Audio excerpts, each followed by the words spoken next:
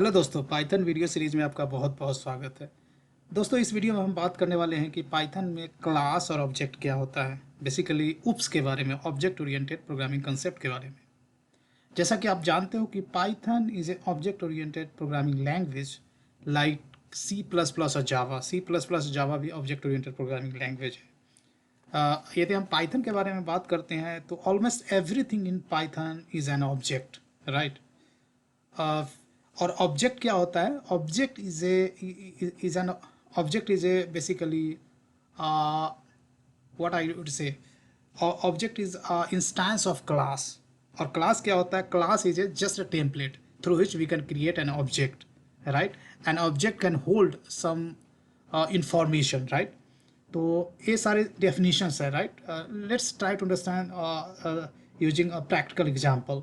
तो सबसे पहले क्या होता है कि सबसे पहले हमने कहा कि टॉप लेवल का क्लास है।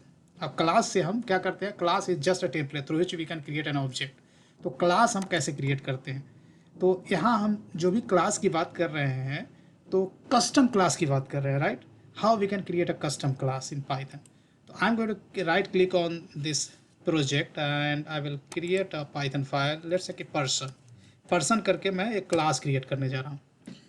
To create a class in Python first of all you have to use class keyword, और उसके बाद आपको क्लास का नाम देना होगा, राइट। तो मैं पर्सन दे रहा हूँ और उसके बाद आपको कॉलन देना है, राइट। और class can have some variables. तो अभी मैं as of now just I am going to hard code some variables. जैसे नेम मैं के दे देता हूँ और एज दे देता हूँ लेट्स से 30, राइट। अब ये तो मैंने क्या किया, क्लास क्रिएट किया, उसमें दो वेरिएबल, हार्ड कोडेड वेरिएबल अभी कह सकते हो इसे, राइट।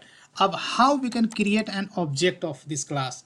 जब ऑब्जेक्ट बोलते हैं, इंस्टेंस बोलते हैं, वो दोनों एक ही बात होता है। तो कैसे हम क्रिएट करेंगे?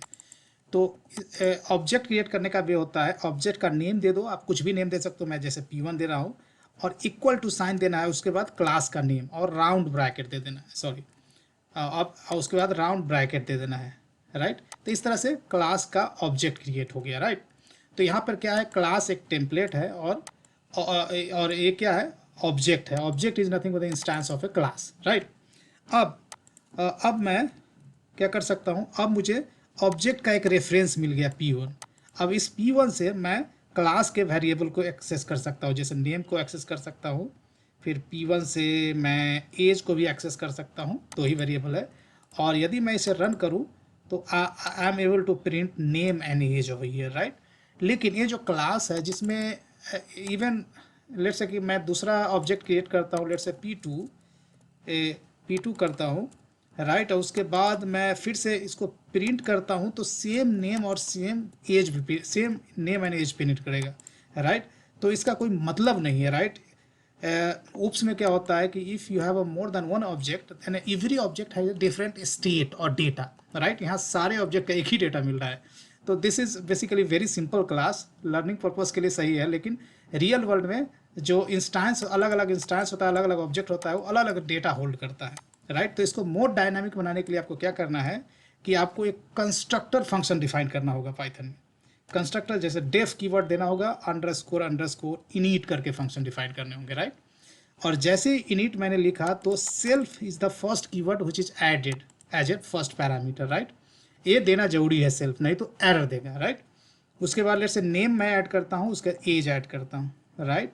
उसके बाद मैं बोलूँगा self dot name, sorry self dot name equals to name, right. इसी तरह से self dot age equal to as.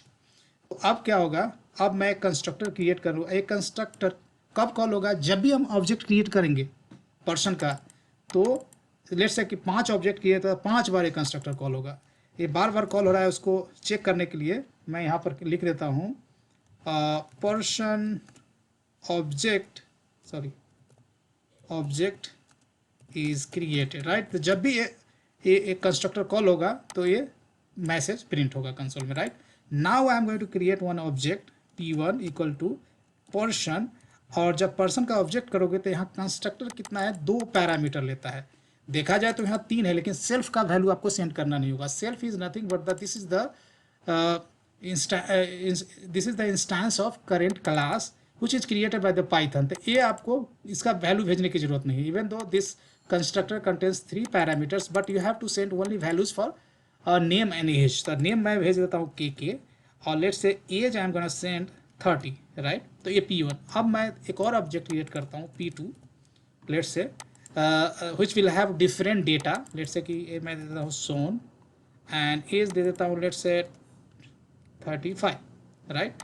Now I can print value of this object, right। P1 dot name मैं कर दूँ, right, comma P2 dot as कर दूँ, right, sorry comma करना है, P2 डॉट एज, राइट। और इसी तरह से मैं P2 और सॉरी ये भी P1 होगा, P2 होगा, right. if I run this program then here you can see I'm able to print name and age, right। तो अभी हमने क्या किया, क्लास क्रिएट किया, उसमें कंस्ट्रक्टर फंक्शन है। आप देख सकते हो कि ये मैसेज 2 बार प्रिंट हुआ, मतलब जब भी हम ऑब्जेक्ट क्रिएट करते हैं तो एक कंस्ट्रक्टर बेसिकली क्या होता है, कॉल होता है। और अभी क्लास है, क्लास का ऑब्जेक्ट है, वो कितने डेटा होल्ड करता है, नेम और एज, राइट। एक क्लास का ऑब्जेक्ट का डेटा है नेम एंड एज। तो आप जितने भी ऑब्जेक्ट क्रिएट करोगे हर एक ऑब्जेक्ट का अलग अलग नेम और एज हो सकता है, राइट। अब इस क्लास में हमारे पास क्या है, एक कंस्ट्रक्टर है which is getting called whenever I create an object of person class, right।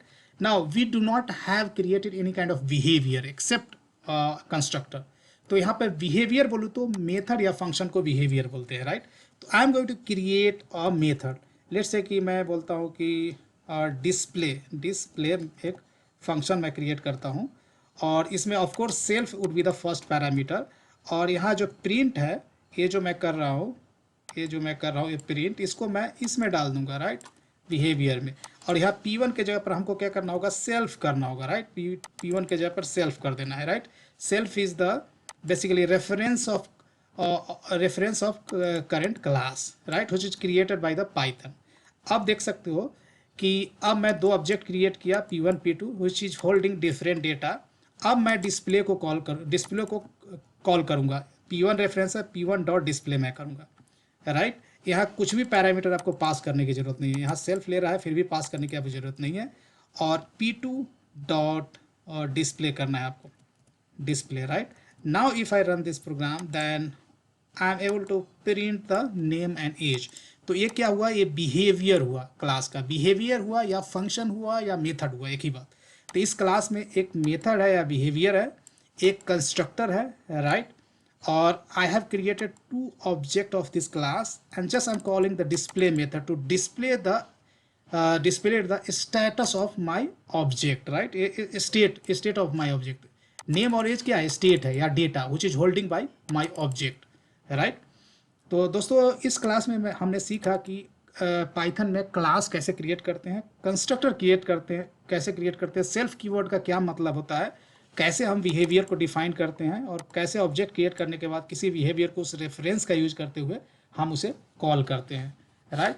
तो आशा है इसमें बेसिक कंसेप्ट हमने बेसिकली गेन किया ऑब्जेक्ट के बारे में, right. Object oriented programming concept है उसके बारे में। अगली वीडियो में कुछ नई जानकारी लेते हैं ओप्स के बारे में। आशा है वीडियो पसंद है, वीडियो पसंद है लाइक करें, शेयर करें और वीडियो देखने के लिए बहुत बहुत धन्यवाद।